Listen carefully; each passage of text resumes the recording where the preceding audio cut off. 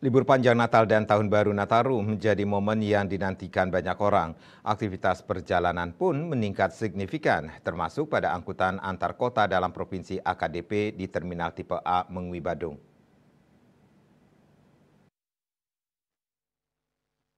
Berdasarkan data Posko Terpadu pada Jumat 27 Desember, kedatangan penumpang AKDP pada 26 Desember tercatat sebanyak 422 penumpang, naik dibandingkan periode yang sama tahun sebelumnya yang hanya mencapai 347 penumpang.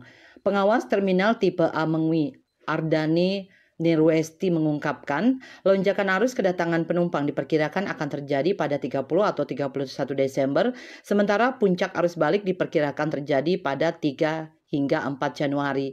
Sementara itu, data keberangkatan penumpang angkutan antar kota, antar provinsi AKAP di Terminal Mengwi hingga 26 Desember 2024 tercatat sebanyak 1.823 penumpang. Angka ini menunjukkan penurunan dibandingkan periode yang sama tahun sebelumnya yang mencapai 1.994 penumpang. Namun jumlah armada bus AKAP yang beroperasi justru meningkat, yakni 82 armada dibandingkan tahun sebelumnya sebanyak 75 armada. Ardani menambahkan pihaknya terus melakukan langkah preventif untuk memastikan keamanan dan kenyamanan penumpang, salah satunya melalui pemeriksaan kelaikan jalan atau ramcek terhadap bus angkutan penumpang, terutama yang melayani perjalanan menjelang libur Nataru. Selain itu, Ardani juga mengimbau para penumpang untuk lebih teliti dalam memilih kendaraan yang akan digunakan penumpang. Diminta memastikan bus yang dipilih telah memenuhi standar operasional, termasuk kondisi fisik kendaraan dan dokumen kelengkapan. Lonjakan aktivitas di Terminal Mengwi ini mencerminkan antusiasme masyarakat untuk merayakan libur akhir tahun bersama keluarga dan kerabat dengan peningkatan jumlah penumpang.